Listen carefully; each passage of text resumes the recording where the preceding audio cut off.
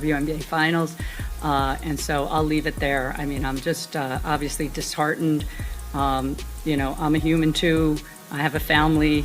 I have 2 kids who are devastated by these comments. And so all I'll say is just, it's obviously. In professional sports, it is often said that no individual is ever greater than the league. The commissioner always holds the gavel, and the shield always protects itself. But every rule has its exceptions, and in the WNBA, that exception has a name: Caitlin Clark. Over the last year, we have witnessed a quiet conflict between Caitlin Clark's new wave and the WNBA's old guard. However, that Cold War has suddenly intensified. WNBA Commissioner Cathy Engelbert is reportedly furious behind closed doors following major news involving NBC and the future of the league's broadcasting rights. This was more than just a commercial transaction. It was a complete takeover of the narrative. The front office is reportedly panicking, realizing it has lost control of its most valuable asset as the league's entire dynamic has shifted. The story you're about to hear goes far beyond basketball. It's about money, envy, and the painful realization that the WNBA establishment made a serious mistake. Instead of humbling a superstar, they handed her the keys to the kingdom. According to reports, Commissioner Cathy Engelbert is furious because she has finally accepted a difficult reality. The WNBA is not essential to Caitlin Clark's success. Caitlin Clark is essential to the WNBA. Because of NBC, Caitlin Clark is now in a position to demand conditions, and the commissioner can do very little to stop it. To understand why the commissioner is reportedly losing her temper, we have to look at the full scope of what happened with NBC. We know the WNBA signed a record-breaking 11-year media rights agreement worth more than $2.2 billion. On paper, it appears to be a huge victory for Commissioner Cathy Engelbert. She can stand at the podium and claim she saved the league. If you enjoy this content, make sure to like this video and subscribe to the channel. Believe it or not, more than 83% of viewers still haven't subscribed. It's completely free, only takes a second, and it means the world to us. So, have you subscribed yet? Great. Thank you so much for your support. Now, let's get back to the video. However, when you take a closer look at the fine print and NBC strategy, a very different picture begins to emerge. NBC didn't pay that much for the WNBA. They paid that much for the Caitlin Clark phenomenon. Reports suggest that Caitlin Clark-focused programming is a major part of NBC's plan. They have little interest in the WNBA's decades-old, everyone is equal marketing strategy. They know exactly where the ratings come from, and they want those ratings. That has created a major divide.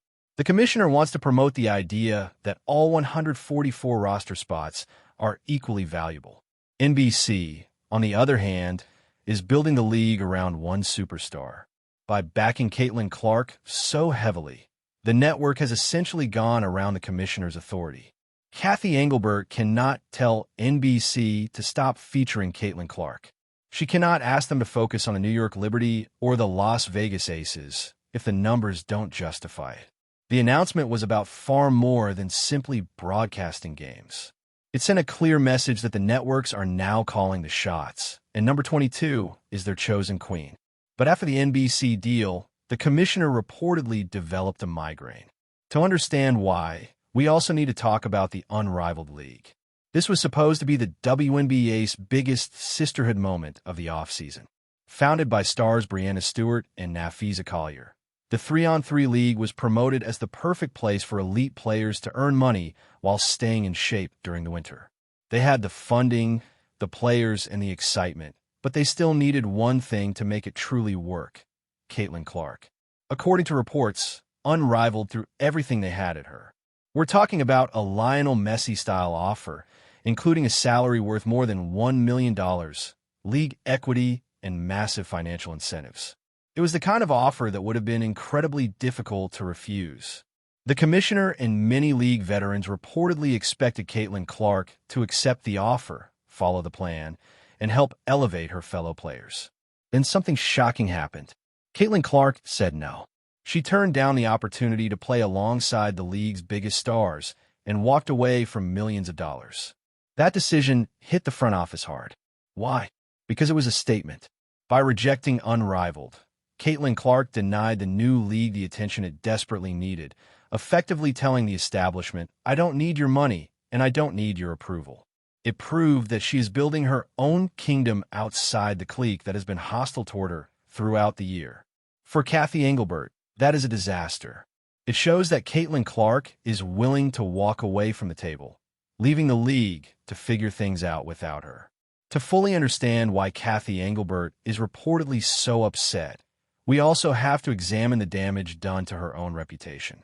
The conflict between Caitlin Clark and the commissioner did not begin with NBC. At first, there was silence. Throughout the season, fans watched Caitlin Clark absorb hard fouls and unnecessary contact that often looked more like hazing than basketball. During all of it, the league office remained remarkably quiet. Many believed Cathy Engelbert was reluctant to defend the young star because she didn't want to upset the league's veteran players. Then came the interview that changed everything. When asked about the league's growing toxicity and the increasing tension among fans, Cathy Engelbert delivered a corporate-style response suggesting that rivalries create viewership. She even compared the situation to the Bird vs. Magic era. It was widely viewed as a tone-deaf disaster. She faced criticism from the Women's National Basketball Players Association. Caitlin Clark's supporters turned against Cathy Engelbert. Even the media criticized her. She rushed to apologize, but by then, the damage had already been done. That leadership failure created a void. Caitlin Clark realized that the person in charge was not going to protect her. And that is exactly why the NBC partnership has become such a dangerous development for Cathy Engelbert. Massive media giants have essentially become Caitlin Clark's new protectors. The commissioner reportedly knows she fumbled the opportunity, which is why she is so upset. Instead of embracing the chance to support the biggest star in women's basketball, she chose to play politics. Now she is watching from the sidelines as Caitlin Clark grows beyond the league itself.